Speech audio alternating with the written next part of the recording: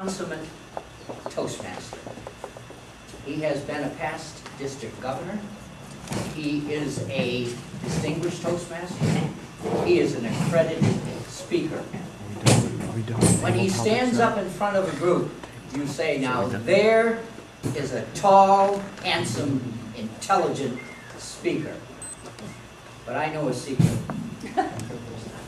This Toastmaster is probably the only one that I know of who did not attend his 5th grade graduation because of jury duty.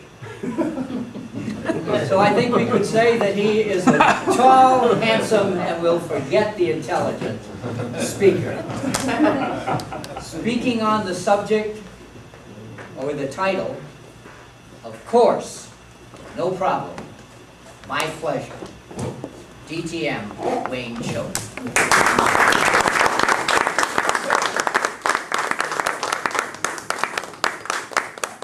Well, Dave, thank you very much for that very nice, unusual introduction, I might say. And good morning, Sandpipers. Good morning. Morning. Good morning.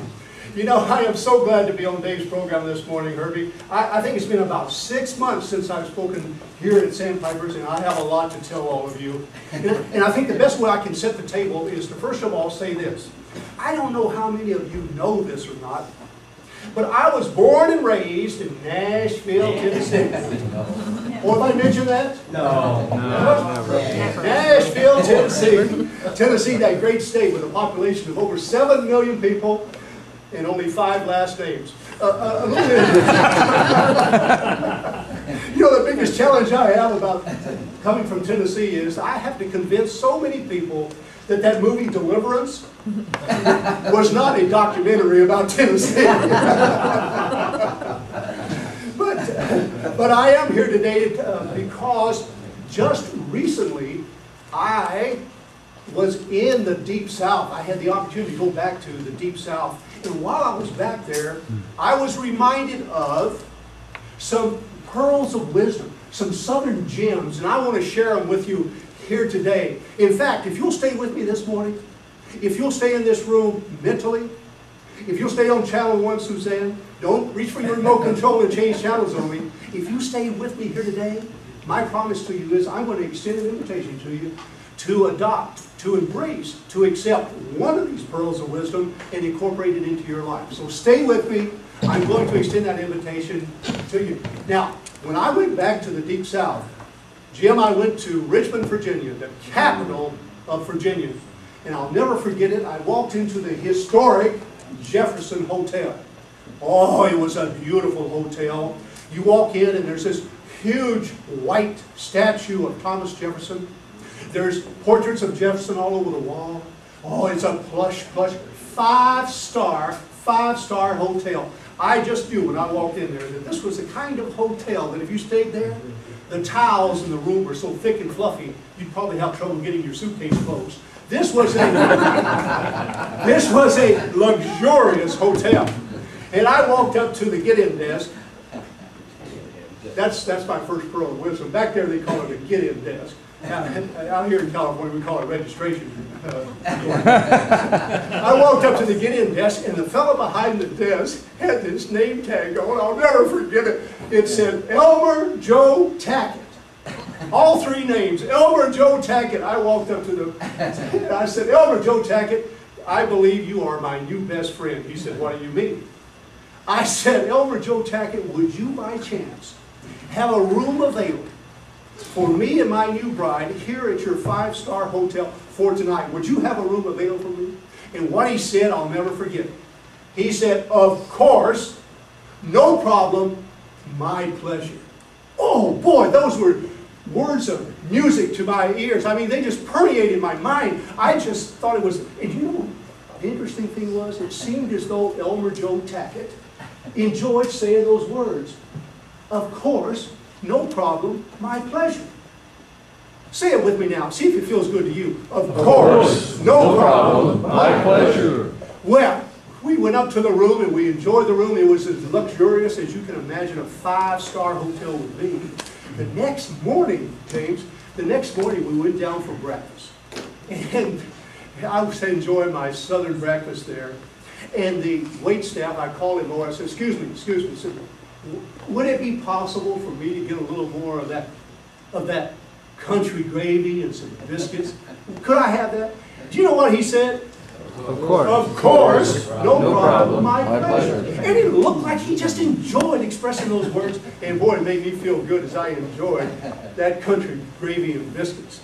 And then after breakfast, I went to the concierge and I said, you know, my wife and I are running behind schedule. Would you have my car brought around? We got to catch a plane. We're behind schedule. Would you mind bringing the car around for me? He said, of course, no problem, my pleasure. Doesn't that feel good? He seemed to enjoy it, and I enjoyed it. And when we went out to the car to load the car, I really appreciated the fact that the fellow who was loading the luggage into the car, he didn't say anything at all about the bulging suitcase. We're really enjoying those towels, Damien, I'll tell you that. And I said to him, I said, no, we're running behind schedule. We got to get to the Richmond airport. What is the fastest way to get there? I said, could you give me directions? You know what he told me?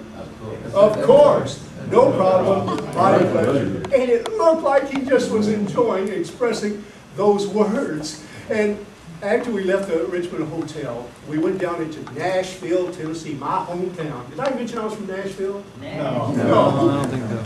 Well, I was back there, and maybe it's because Dave, in his introduction, mentioned me about me missing my 5th grade graduation.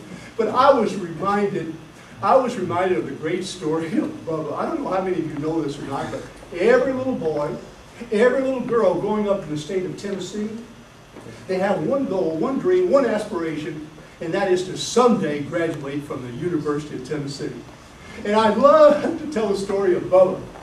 And I think I mentioned to most of you that there are a lot of Bubbas in the Deep South. In fact, Dave, about every other person that you meet in the Deep South is named Bubba. And I'll never forget the first Bubba that I ever met. And you know, she really wasn't that bad. A lot of Bubbas in the Deep South. Well, I'd love to tell the story of Bubba, who, after graduating from East Nashville High School, Dave, he went up to Knoxville to take the entrance exam so that he might be admitted to the University of Tennessee to make his dream, his goal, his aspiration a reality. So Bubba goes up to Knoxville, he sits down, and he sails through the first 49 questions of the entrance exam, and he came to the last question, and the last question was, what's what? Bubba put down, I don't know what's what. Well, he was notified a couple of weeks later that he did pretty good on the test, but he missed that all-important last question of what's what. They told him to study up, come back up in a couple of weeks. They'll let him take the test again. 2 weeks later, Bubba was back up at Knoxville, sat down. He sailed through 49 totally different entrance exam questions, came to that last question. It was the same question, what's what? Again, Bubba put down, I don't know what's what. Well, he was notified that he would not be admitted to the University of Tennessee. Well, it broke the young boy's heart. He went back to Nashville. He was despondent. He was in despair. He was in a state of depression. And his girlfriend, she was so smart. His girlfriend, Becky Sue, could see that he was in depression. And she said, what we need to do is go out to Old Hickory Lake, rent us a canoe, and just roll around that lake. It'll be a hot August Tennessee sun that we'll be enjoying. That'll take you out of your depression. So they go out to Old Hickory Lake, they rent themselves a canoe, and Bubba's rowing that canoe, looking off to the shore, and Becky Sue Don is dressed in a skimpy 2-piece bikini. Are you getting nervous about this story? Becky Sue was dressed in this skimpy 2-piece bikini, and Bubba, he's rowing, looking off to the shore. Yes, he was, Shirley. He was looking off to the shore. He wasn't looking at Becky Sue in that skimpy 2-piece bikini. He was a boy of character. His father was a distinguished Toastmaster.